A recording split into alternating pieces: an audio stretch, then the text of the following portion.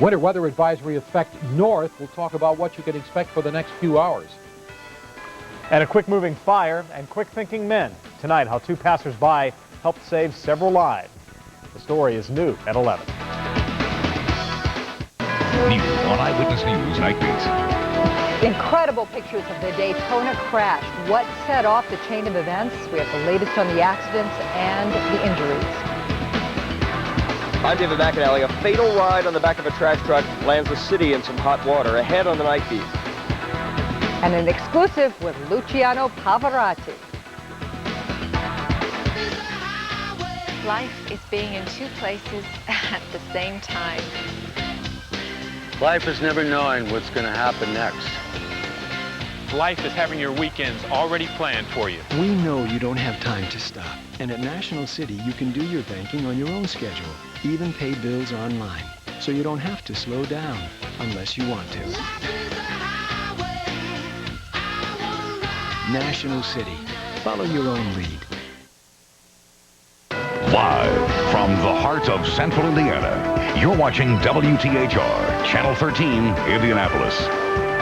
With coverage you can count on, this is Channel 13 Eyewitness News Night Beat. A new winter weather advisory tonight. Good evening. I'm Ryder. And I'm John Stehr. Let's go right to Bob Gregory now to see where the weather is headed. Bob? Well, technically, this is in effect only for another hour or so because of some freezing rain and sleet, but already Lafayette and Logansport, it's turned over to snow. But around the Marion area, several spots just north of Indianapolis, they're reporting some icing on the highways because of this freezing rain and freezing drizzle. More about this and the rest of the weekend coming up.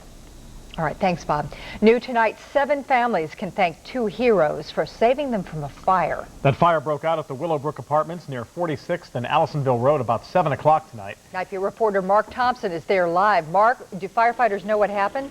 Yes, they believe they do right now. They say that this fire was caused by faulty wiring in the attic. That fire started in the attic and then moved down to several other units on the 2nd floor. But thanks to some quick thinking by 2 good Samaritans, no one was hurt. It's tonight's top story. Thick smoke was visible coming from the Willowbrook apartment complex just before 7 p.m. We was on our way down to Allisonville, and we happened to look up. Oh my God, the apartment's on fire. I said, pull over, let's run, see if anyone need help. When Timothy Hazelwood and Doug Thomas arrived on the scene, they began banging on doors to warn residents. They told everybody to get out. This elderly man had just gotten out of the hospital and was trapped inside his apartment. So as Tim called the fire department, Doug took action. So I kicked the door down, went in, there he was laying in the bed. So we got him out. When firefighters arrived on the scene, they quickly attacked the flames that had already spread to 8 apartment units. And after battling the blaze for several minutes, things took a turn for the worst. The fire had already been at the roof. There was a ceiling collapse on the firefighters. However, at this time, there's no reported injuries to any firefighters. After the close call, the fire was contained and all of the residents escaped without injury. I'm just blessed that we weren't in there and, no one got hurt. So that's the best thing out of the whole scenario because all of this can be replaced. Fire officials estimate $150,000 in damage was done to this particular area of this apartment complex. 7 families were displaced because of this fire, but the apartment management says that they are going to relocate them in other units within the complex. Reporting live from the east side, Mark Thompson, Channel 13 Eyewitness News. Some lucky families out there. Thank you, Mark.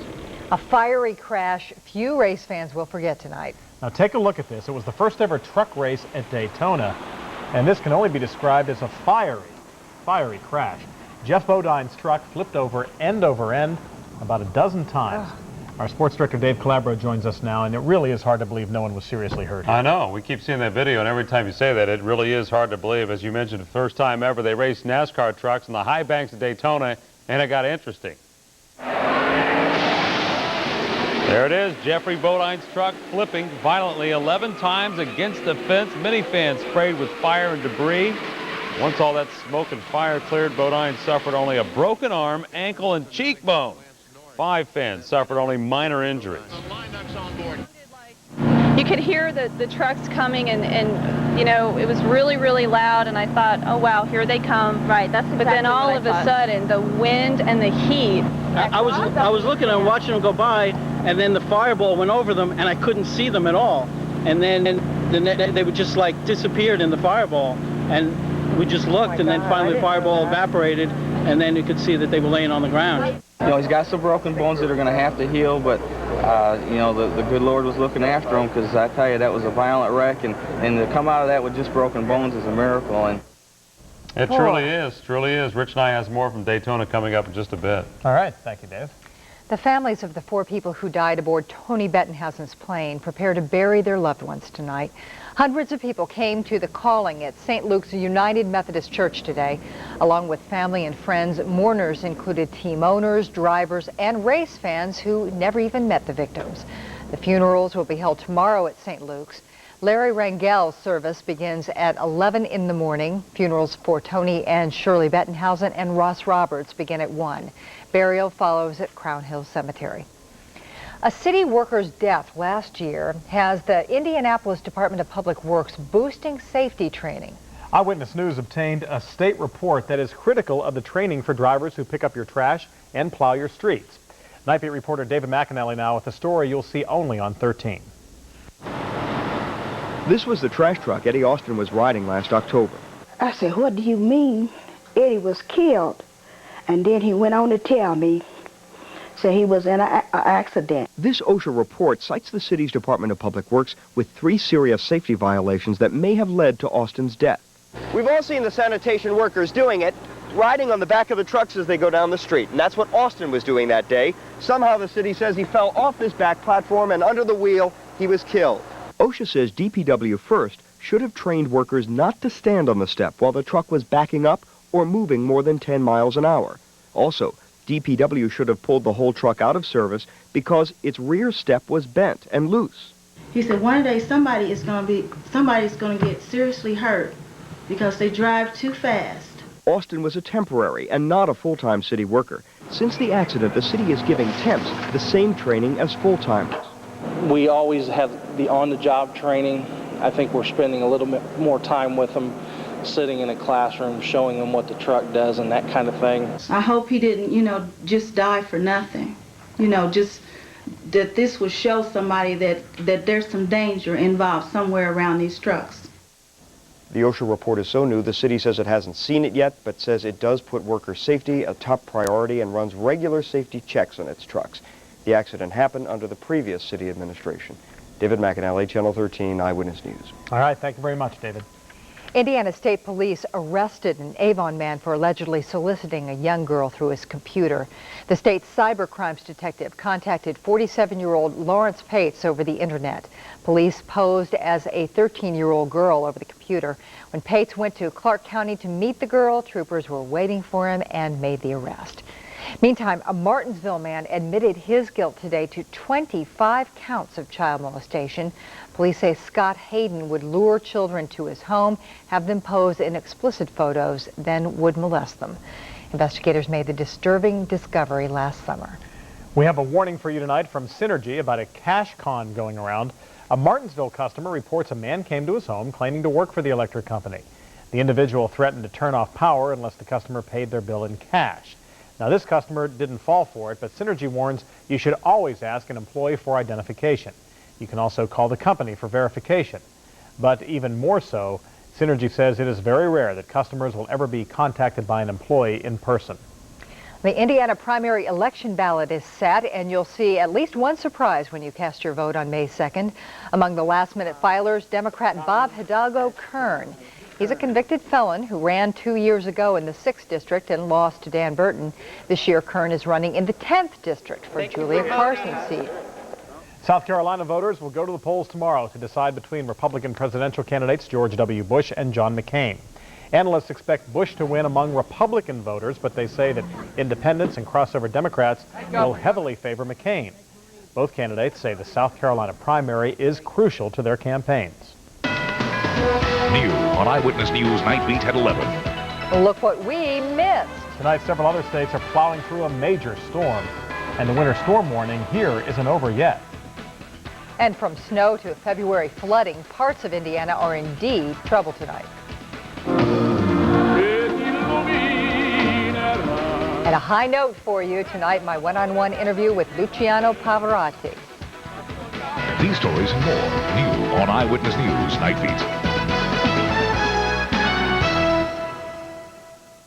Later on an all-new Tonight Show, so why is Oscar nominee Kevin Spacey concerned about Jesse's Christina Applegate? She's stalking me.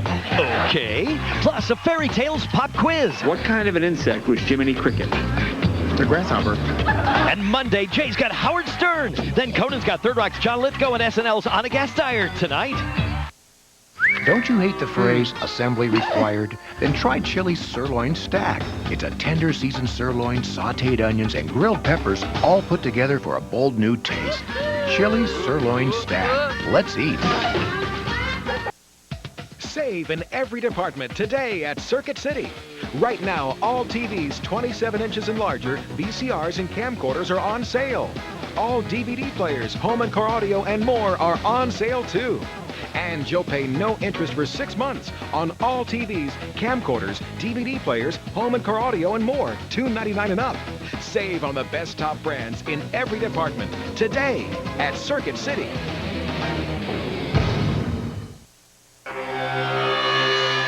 Introducing the Citibank Credit Card Promise.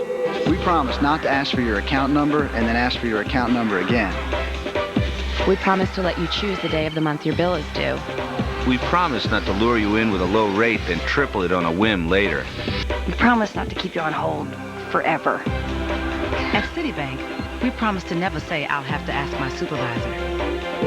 Welcome to the new city. This is Mike. How can I help you?